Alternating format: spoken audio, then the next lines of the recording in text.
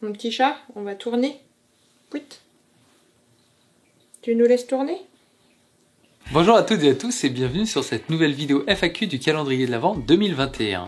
Aujourd'hui on va parler matos parce que la question qui nous a été posée c'est quel était votre tout premier matériel à vos débuts, quel matériel avez-vous maintenant? Et on s'est dit pourquoi pas rajouter quel matériel voulez-vous avoir plus tard. Parce que why not? Je t'avais pas prévenu de ça. Ah non, je viens de l'ajouter sur la le liste risque d'être longue là.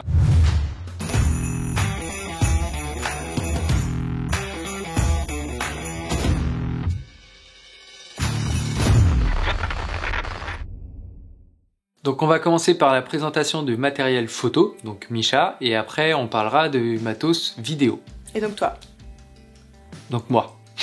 Donc j'ai commencé la photo avec un tout petit appareil compact en 6ème à l'époque qui était un Lumis je crois ou quelque chose comme ça, mais il me semble pas que c'est ça qui vous intéresse et vous serez sûrement plus intéressé de savoir mon évolution de matos photo à partir de mon premier réflexe. Donc mon premier réflexe c'était celui-ci, c'est le Canon EOS 100D qui était vendu avec son objectif de kit de base qui est le 18-55 de chez Canon, c'est un petit objectif assez polyvalent et qui est souvent vendu avec le kit de base. Et ce réflexe je l'ai acheté lors de notre séjour en Finlande. On a vécu 7 mois en Finlande pour la fin de mes études et Chris il m'a suivi, il est parti avec moi, il a trouvé du travail là-bas et tout. Et c'était assez ouf, sachant qu'on est parti avec les chats, parce qu'on partait 7 mois quand même. On avait vraiment envie d'immortaliser mieux qu'avec nos appareils photo compacts ou nos téléphones de l'époque, cette expérience de vie qui était quand même assez ouf pour nous avec des trop beaux paysages et tout. Bref, donc du coup j'ai acheté mon premier réflexe là-bas. Donc c'était un réflexe entrée de gamme qui me plaisait plutôt bien et qui est toujours plus ou moins très sympathique d'ailleurs. Hein. Je me suis assez vite retrouvée limitée au niveau de l'objectif du coup de 18-55 et donc j'ai rapidement acheté un 55-250 pour aller avec, donc toujours de la gamme de chez Canon qui m'a été conseillé par ma maman qui avait le même à l'époque avec le même boîtier et qui en était très satisfaite. Donc voilà, merci maman pour le bon conseil, il était vraiment très cool cet objectif. Donc quand je suis rentrée de Finlande et que je suis passée pro après en tant que photographe et tout, je me suis sentie assez vite limitée avec ce boîtier là et surtout j'avais qu'un seul boîtier, donc quand je partais en prestation s'il tombait en panne, et ben j'étais foutue, autant vous dire, j'avais plus de boîtier pour travailler. Donc j'ai rapidement acheté un deuxième boîtier et à l'époque j'ai acheté, je voulais un plein format pour diverses raisons, on n'en trouvera pas dans le détail ici. J'ai acheté du coup le Canon 6D. Alors à l'époque c'était pas le 6D Mark II, c'était le 6D Mark I tout court parce que le Mark II n'existait pas. Donc c'est un boîtier plein format qui était quand même beaucoup plus abordable que les 5D. Donc c'est pour ça que je l'ai pris à l'époque, parce que même si j'étais pro, c'était mes tout débuts, donc clairement ouais. C'était pas ouf. Et donc comme ça me permettait d'avoir deux boîtiers en prestation et de me sentir un peu plus sécurisée. Mais pour diverses raisons, y compris le fait qu'il a qu'un seul slot en prestation mariage, j'étais un peu parano. Parce que si la carte mémoire tombait en panne, je perdais toutes mes photos. Ce qui m'a donc amené à acheter le Canon 5D Mark IV dès que j'ai pu, dès que les finances me l'ont permis, qui a donc un double slot et pour moi c'est une vraie sécurité en tant que professionnel de se dire que si je suis en presta, notamment un mariage qu'on peut pas refaire au pire le lendemain, ça me permet d'avoir en simultané l'enregistrement de toutes les photos sur deux cartes mémoire et de limiter la casse. Donc voilà pourquoi je suis passée rapidement après sur le 5D Mark IV. Parce que voilà, avec mes besoins, il y a eu diverses raisons aussi, en plus du double slot, il y avait aussi le fait qu'il y avait beaucoup plus de collimateurs, une meilleure montée en ISO et tout. Mais pour plus de détails sur mon matos mariage et pourquoi et comment je l'ai choisi, il y aura une vidéo qui a été tournée, je crois, en mars ou avril, ou pendant le premier confinement de 2021, donc le 3e confinement je crois. Donc les collègues, si vous passez par là, ceux qui ont participé à cette vidéo, vous inquiétez pas, on ne l'oublie pas, elle sortira un jour. Mais comme vous le savez, ça a été le rush et on a été complètement dépassé cette année, donc elle est pas encore montée. Mais voilà, donc pour ceux que ça intéresserait, le matos spécifiquement mariage, on en reparlera dans une prochaine vidéo, mais là c'était pour vous faire un petit récap de mes 3 boîtiers. Donc quand je suis passée du Canon 100D qui était un APS-C au Canon 6D qui était un plein format, j'ai dû racheter mes objectifs. Tous ceux qui étaient compatibles avant avec le 100D n'étaient plus compatibles avec le 6D. Et donc à ce moment-là j'ai acheté le 24-70 de chez Tamron parce que je me suis dit faut bien commencer quelque part et au moins lui il est assez polyvalent. Donc je pouvais faire des plans d'ensemble, des plans serrés, des plans un peu plus portrait, etc. Donc il est très polyvalent cet objectif et donc je m'en sers encore d'ailleurs beaucoup de cet objectif parce qu'il passe tout à fait sur mon Canon 5D. Donc entre le 6D et le 5D, tous les objectifs sont compatibles et c'est très pratique. Et pour parler des autres objectifs que j'ai achetés, du coup, alors je les ai achetés au fur et à mesure de mes besoins, je sais plus exactement l'ordre, mais j'ai acheté le Canon 50 mm 1.4. D'ailleurs Chris m'a rappelé que avant ça, quand j'étais encore sous l'APS-C, le petit 100D, j'avais acheté un Yongnuo 50 mm f1.8 pour m'essayer un peu au focal fixe. Mais quand je suis passée après au plein format et de façon pro, etc., je me suis dit, allez, j'investis.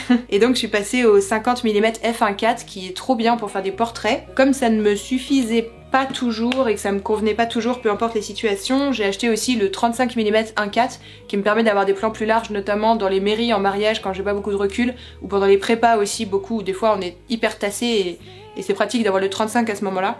Et pour les paysages aussi, par exemple l'astrophotographie, je fais au 35 mm 1.4. Il sert de trépied au téléphone pour retour caméra, mais j'ai aussi acheté le Canon 100 mm macro, qui est trop bien, c'est un de mes chouchous, je le surkiffe trop.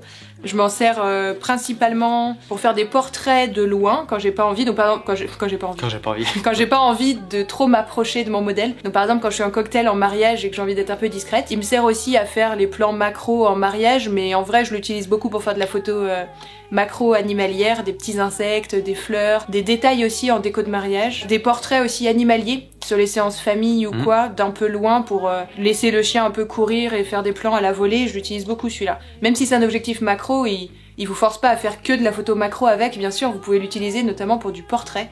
Et moi en tout cas je l'utilise beaucoup pour du portrait, plus encore que pour de la macro. Et je l'aime trop, voilà. C'est un de mes objectifs chouchou. Et enfin mon dernier objectif c'est celui-là.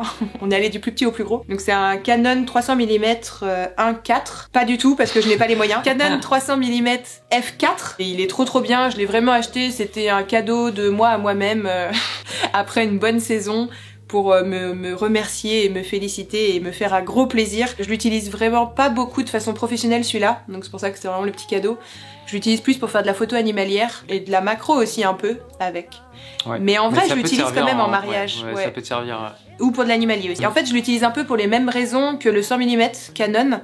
Je l'utilise un petit peu en cocktail des fois, ou Chris l'utilise un peu en cocktail quand il est second shooter sur mes mariages. Bien pratique de très loin, genre un petit portrait à la volée, les personnes ils se rendent compte de rien et puis... des fois ils se rendent compte quand même, oui, mais, mais pas toujours, des fois ça marche bien. Et je l'utilise aussi pour faire des portraits animaliers de chiens, notamment en forêt, des choses comme ça, pour avoir beaucoup de recul et les faire courir et shooter de loin. Je l'aime trop cet objectif aussi, il est trop bien. Et je l'ai acheté d'occasion sur un site web et franchement je l'ai reçu comme neuf quoi, franchement c'est trop bien. Ouais, il était vraiment en très bon état. C'est l'avantage de ces objectifs là, c'est une série elle de chez Canon qui est très résistante, bien solide, fiable et tout, et du coup même d'occasion, il y a moyen de trouver des très bonnes occasions pour ce genre de matos quoi. En plus de tous les objectifs et les boîtiers, bien sûr j'ai investi dans autre chose en fait, ça ne suffit pas pour faire un photographe. Notamment quand je fais de la photo studio, donc j'ai tous mes fonds de différentes couleurs de chez Colors and Drops, j'ai déjà fait des vidéos à ce sujet sur cette chaîne. Donc on adore cette marque, c'est fabriqué en France, éco-friendly, etc. Donc on aime beaucoup. Sinon on a tous les éclairages aussi, donc on a des ampoules fluo compactes en éclairage continu qui nous éclairent d'ailleurs là pour la vidéo. On a des flashs Cobra, j'en ai un de chez Canon, le 430EX notamment, que j'aime beaucoup. Sinon j'ai un Yongnuo, l'équivalent en Yongnuo du 430, je crois que c'est la référence au-dessus, il est plus performant. Ouais. C'est à peu près tout. Après j'ai les parapluies, les softbox, les diffuseurs. Dans tous les autres accessoires aussi, ils sont plus petits, moins coûteux, mais pas des moindres, qui font quand même une belle différence en photo. J'ai le réflecteur, le jour où j'ai investi dans un réflecteur, ça a quand même pas mal changé mes photos en extérieur, etc. Même en studio aussi c'est pratique le réflecteur. J'ai aussi un prisme pour faire des petits effets de lumière sympa. Un bon sac photo, c'est important aussi. Sac photo, après c'est support de fond aussi potentiellement. Support de fond. Le trépied qui est juste là en dessous. Ouais, les trépieds c'est important aussi en effet. Mais je les utilise pas beaucoup en photo moi en vrai, les trépieds on les utilise plus pour la vidéo. Et après j'ai 45 000 batteries différentes parce que pour tenir toute une journée de mariage si on peut pas recharger. J'ai aussi 120 milliards de cartes mémoire, donc des cartes SD et des cartes CF qui coûtent un rein pour le Canon 5D, mais comme j'ai dit vu que j'ai le double slot, et c'est déjà beaucoup. Après tous les disques durs, le PC portable plus le PC fixe aussi qui sont compétents pour pouvoir traiter les photos, et au fur et à mesure que j'ai augmenté dans la qualité de mes boîtiers réflexes, j'ai vu aussi mon PC ramer au fur et à mesure, et donc j'ai dû racheter des composants de PC pour qu'ils tournent un peu plus vite et qu'ils fassent moins ramer quand je sors des photos qui sont hyper lourdes, les fichiers RAW à rallonge. Voilà, donc c'est tout bête, mais c'est vrai que quand on parle matos photo, on pense pas forcément à tous ces à côté qui font vite des sommes astronomiques. Ah oui, les disques durs aussi, parce que quand j'étais au 100D, les disques durs ils me faisaient longtemps. Maintenant que je suis avec le 5D, les disques durs ils me font quelques mois, même pas un an en fait, alors que c'est des disques durs de Tera et Tera, et vu que je fait des copies de sauvegarde de tout pour ne pas perdre les photos clients et tout. Il me les faut à chaque fois en double dès que j'en rachète et c'est la catastrophe. Bref, je me suis assez déprimée comme ça en me rappelant tous les sous que j'ai passés dans du matériel photo. Et c'est pas fini. Sachant que du coup, pour la partie aquatique, il y a aussi du matériel. Enfin, je n'ai pas du tout parlé de ça. Le premier matériel qu'il y a eu pour faire des photos subaquatiques, c'est un Dicapac. C'était pour le Canon EOS 100D. Voilà. Une housse étanche où je pouvais rien faire avec, honnêtement, c'était vraiment juste pour le fun et pour essayer, mais... Mais c'est là qu'au final, tu t'es rendu compte que t'aimais bien ça et que t'avais envie d'en faire un peu plus. Et donc, du coup, t'as investi sur un caisson étanche exprès avec l'accès à toutes les molettes et les boutons sur le Canon EOS 100D. De la marque Ikelite. Au final, on a encore upgradé parce que... Début 2020, on a upgradé... Ouais. Pour des besoins et des envies de style un peu différents dans les photos. Et donc, du coup, on a investi sur un caisson étanche, mais pour un de mes boîtiers, pour le coup. Ouais, donc c'est un boîtier de Chris, il va vous en parler juste après pour la vidéo, mais on l'utilise aussi en photo pour les prestats subaquatiques. Et donc on a un caisson pour le Sony, plus une rallonge de flash, plus un flash aquatique. Ouais. C'est bon, on a fait le tour du matos. On a fait le tour. Ah. Et si tu devais dire un truc que t'aimerais? Ah, mon matos de rêve idéal pour plus tard peut-être. En vrai, franchement, je saurais même pas. Parce que, vous le savez sûrement à force, je le dis assez de fois sur cette chaîne, mais je suis pas une pro matos obsédée par le matos et tout. J'ai du matos, forcément, j'ai beaucoup de matos, j'ai honte de dire ça alors que j'ai autant de matos, mais à chaque fois, ça a été vraiment réfléchi en fonction d'un réel besoin professionnel que j'avais derrière. Et clairement, à l'heure actuelle, je suis très satisfaite de mon Canon 5D Mark IV. Et idéalement, j'aimerais avoir un deuxième Canon 5D Mark IV pour que mes deux boîtiers soient les mêmes. Et je pense que je revendrai à ce moment-là mon Canon 6D. Voilà. Je pense que j'aimerais. Un jour, peut-être, passer chez Sony parce que du peu que je fais des photos avec tes boîtiers, je les aime beaucoup. Et à ce moment-là, faudrait que je me renseigne un peu plus sur ce qui existe. Franchement, je suis très satisfaite de mon matos à l'heure actuelle. Même dans les objectifs, tu vois, pour de l'animalier, il y a des téléobjectifs de ouf qui ont une ouverture de ouf. Ça pourrait être forcément, un 300 f2.8 avec un multiplicateur ouais, x1.5 mais ou encore, x3, tu vois, franchement, j'aime bien les contraintes que m'apporte mon matos d'aujourd'hui pour ça. Ça pousse à être créatif aussi et ouais, non, franchement, je suis satisfaite avec le matos que j'ai aujourd'hui. Voilà, c'est bien, je suis raisonnable. Et maintenant, si on parle matos vidéo, moi la liste de ce que j'aimerais est beaucoup plus longue que ça. Ouais. Hein. C'est bien, en fait, du coup, c'est pour ça, moi, que j'ai pas de matos de rêve, c'est parce que mon matos de rêve, c'est pour améliorer le matos vidéo et il pourrait servir aussi en photo après. Donc en vrai, mon matos de rêve, ce sera aussi le tien. C'est pour ça. En effet. Ça me pousse à être raisonnable pour le mien. Donc pour commencer, j'ai commencé les vidéos avec le Canon 6D. Donc son Canon 6D, parce que comme vous l'avez vu déjà dans les vidéos précédentes, j'ai commencé en cours de saison sur un de ces mariages et c'était histoire de tester un peu, savoir si ça me plaisait, plutôt que d'investir tout de suite sur du matériel vraiment approprié vidéo. J'ai d'abord essayé avec son boîtier à elle. Vu que ça m'a plu, je me suis dit que ça pouvait être bien d'investir dans du matériel qui était propre à la vidéo parce que en attendant, bah en fait c'était son second boîtier. Donc si son premier tombait en panne, bah en fait on en avait plus qu'un pour deux. C'était un peu compliqué. Premier investissement du coup boîtier vidéo, c'était un Sony A7 III. Voilà, qui est en train de filmer juste ici. Pour compléter tout ça, il y a eu un objectif, bien sûr, parce que c'est pas les mêmes montures entre Canon et Sony. Et vu que j'aimais bien la polyvalence du 24-70 et que j'avais les moyens, entre guillemets, pour un seul objectif et que je savais pas trop encore mes préférences d'objectifs, je suis parti sur un 28-75 Tamron, toujours dans une ouverture de 8 et qui est très bien et très polyvalent. En plus de ça, parce que quand on fait de la vidéo, bah il y a un peu plus de matériel, on a investi sur un micro, un Rode VideoMic Pro, qui me permettait de choper du son d'ambiance, tout. Et en termes de vidéo, ce qui était pratique par contre, c'est que Micha avait déjà investi sur un Zoom H1 qui permettait de faire entre autres les vidéos YouTube et ce genre de choses. Donc c'était quand même plutôt cool, ça me permettait d'avoir un enregistreur. Et ça, je l'ai juste couplé en fait avec un petit Rode SmartLav qui est juste là, qui me permettait de prendre les discours, beaucoup plus pratique. Et bien sûr, élément très important quand on fait de la vidéo, bah, c'est un filtre ND variable, voilà. Et le premier filtre ND variable, du coup, c'était un filtre de la marque Coquine. Pour celles et ceux qui ne savent pas, est-ce que tu as déjà fait une vidéo sur la chaîne YouTube pour en parler ou pas? Non. On en parlera dans une prochaine vidéo YouTube. Et pendant toute cette période-là, comme Chris avait qu'un boîtier vidéo, en attendant, il se servait de mon boîtier secondaire, donc le 6D en caméra secondaire. Moi, en fait, je le vis bien d'avoir un boîtier principal et l'autre, c'est vraiment un boîtier secondaire. Non, mais je dis ça parce qu'il y a plein de photographes sur les mariages ils ont 2 boîtiers qu'ils utilisent constamment. Moi j'en utilise vraiment qu'un et je change mon objectif, je préfère ça par habitude. Donc voilà, tu utilisais mon 6D en boîtier secondaire, mais rapidement ça a été un peu pénible pour toi. Ne serait-ce qu'en termes de compatibilité d'image entre le Sony et le Canon, bah c'est pas du tout pareil. Et surtout, bah en fait le Canon il fait de la vidéo, mais c'est pas ce qu'il y a de mieux en fait pour faire de la vidéo. Il y avait pas la 4K, il y avait pas les ralentis, la gestion du niveau son c'était un peu plus galère, etc.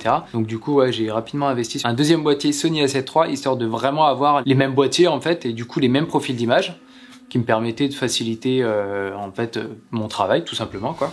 Et du coup forcément bah, deuxième boîtier il me fallait un deuxième objectif et pour le coup j'ai décidé de prendre un 35 mm 1.4 pour sa luminosité, luminosité qui avait tendance à beaucoup me manquer des fois sur les parties un peu plus sombres, par exemple les prépas ou sur Dance Floor, parce que si vous connaissez un peu la vidéo, quand je fais des ralentis, donc je suis à 100 images secondes, et du coup pour ça il faut que je sois à 1 sur 200 en vitesse, tout de suite bah, ça assombrit pas mal les images quoi. Et quand tu regardais mes photos quand on était en presta mariage sur le même plan à photographier, il disait mais vas-y pourquoi t'as de la lumière toi et tout, ouais. Bah oui, du coup je suis à 1.4, toi t'es à 2.8 forcément. Et mine de rien, la différence de luminosité entre une ouverture à 2.8 et 1.4, bah, elle est énorme quoi. Ouais, clairement. Du coup pour continuer, parce que la liste est longue, je vous ai prévenu.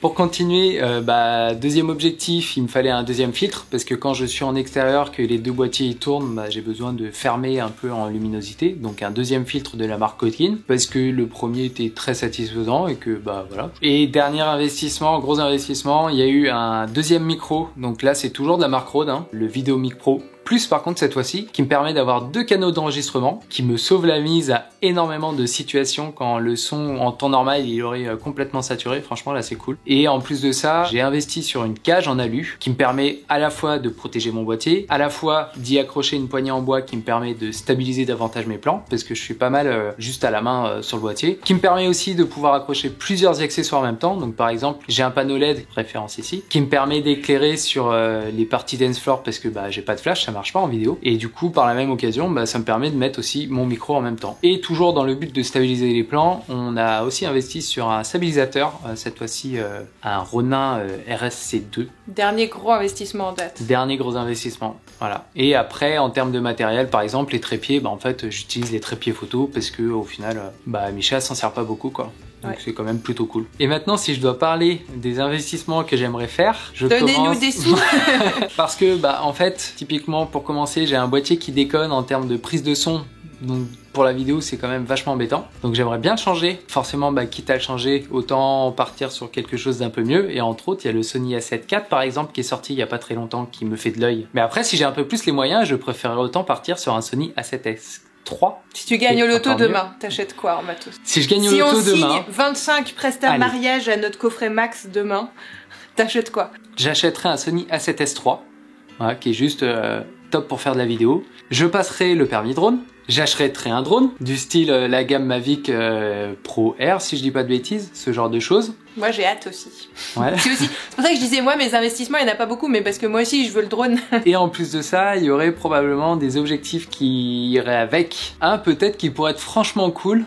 Je crois que c'est un 135 ouverture 1.4 de chez Sony. Au moins quelque chose dans les 100 et quelques millimètres. Parce qu'il y a vraiment des fois où je peine, que ça soit sur la distance ou même que ça soit sur des plans très très serrés. Parce que je surkiffe faire de la macro. Alors autant pas du tout pour les animaux, mais par contre je surkifferais par exemple faire des plans de la peau où on voit le grain de peau ou l'iris de l'œil et ce genre de choses. Et là à l'heure actuelle bah en fait je peux pas avec mes objectifs. Donc ça serait peut-être ouais genre je crois il y a le 104 chez Sigma qui est pas mal, ou sinon ouais je crois qu'il y a le 135 1.4 de chez Sony qui serait encore de la lumière et du gros qui serait franchement pas mal je pense. On hésitait à prendre une bague d'adaptation parce qu'on a rarement besoin du 100 mm en même temps, même sur une presta mariage. On pourrait se prêter l'objectif si besoin, mais actuellement on n'a pas la bague d'adaptation pour que mon 100 mm puisse aller sur le boîtier de Chris. Et c'est déjà arrivé que je te fasse quelques plans macro en mariage parce que tu voulais des plans macro et t'avais pas d'objectif macro. Ouais, du coup, je t'ai fait quelques plans macro avec mon 5D que je t'ai envoyé après pour que tu les mettes à ton montage. En effet. Donc ouais, ce serait bien que tu aies un objectif macro à toi. Ouais. Ou sinon, la bague aussi en question, par exemple la Sigma MC11 qui a priori est franchement pas mal et qui me permettrait, par le plus grand des hasards, d'utiliser un 300 mm aussi des fois. C'est vrai. Et éventuellement, juste un dernier élément, que j'aimerais bien, qui serait quand même plutôt cool pour la vidéo, ça serait un moniteur externe, style dans la gamme Shinobi ou Ninja 5 ou ce genre de choses là, ça serait plutôt cool. Pour avoir un plus grand écran, pour pouvoir mettre la colo direct, pour avoir une meilleure option pour le net, pour avoir une meilleure gestion de la lumière ou voilà. Bon, vous avez compris, il va falloir qu'on fasse encore quelques prestations avant qu'on puisse avoir notre matos de rêve, on n'y est pas du tout encore. Alors moi presque quand même. En même temps ça fait moins longtemps que t'es lancé en vidéo que je suis lancée en photo, donc bon, j'espère que vous avez vu au travers de tout ça justement, parfaite transition, que le matériel évolue constamment, que nos besoins évoluent constamment aussi, et que globalement, comme un peu tout le monde je pense, hein, on commence pas direct avec le top du top, on fait aussi au fur et à mesure évoluer le matos en fonction de l'évolution de nos prestations, et de la qualité de nos prestations, mais aussi de la gamme de nos prestations, parce qu'on pourrait pas... Si j'étais restée à mes tarifs du tout début, je n'aurais jamais pu me payer ce matériel-là aujourd'hui. Dans 15 ans. Dans 15 ans, ouais, c'est ça, au bout de 15 ans. Donc voilà, tout ça, c'est forcément très coordonné. En tout cas, pour nous, on fait au fur et à mesure aussi. Et le fait d'upgrader au fur et à mesure le matériel, ça permet aussi de bien se rendre compte de nos réels besoins aussi. Parce qu'en fonction de la façon de shooter, on a besoin de matériel différent, on a des envies différentes, des limites aussi différentes en fonction du type de prestation qu'on fait. Et voilà, faire évoluer son matériel au fur et à mesure de l'expérience, je trouve que c'est la meilleure façon d'avoir vraiment le matériel qui nous convient, en tout cas à un instant T. En vrai, on a sûrement oublié plein de choses qu'on utilise tellement tous les jours qu'on se rend même plus compte que c'est du matos photo et vidéo. Bon, je pense que cette vidéo va être assez longue comme ça, on va pouvoir arrêter ça là. Bah oui. N'hésitez pas vous aussi à nous dire dans les commentaires avec quel matériel vous avez commencé. Quel est votre matériel éventuellement aujourd'hui, et surtout aussi quel matériel peut-être vous fait de l'œil. Merci à toutes et à tous d'avoir suivi cette vidéo, et on se retrouve donc demain pour une nouvelle vidéo du calendrier de l'Avent, et bonne photo à toutes et à tous. Des sangles aussi, j'ai pas dit ça, on achète des sangles photo. La télécommande aussi, on n'a pas dit.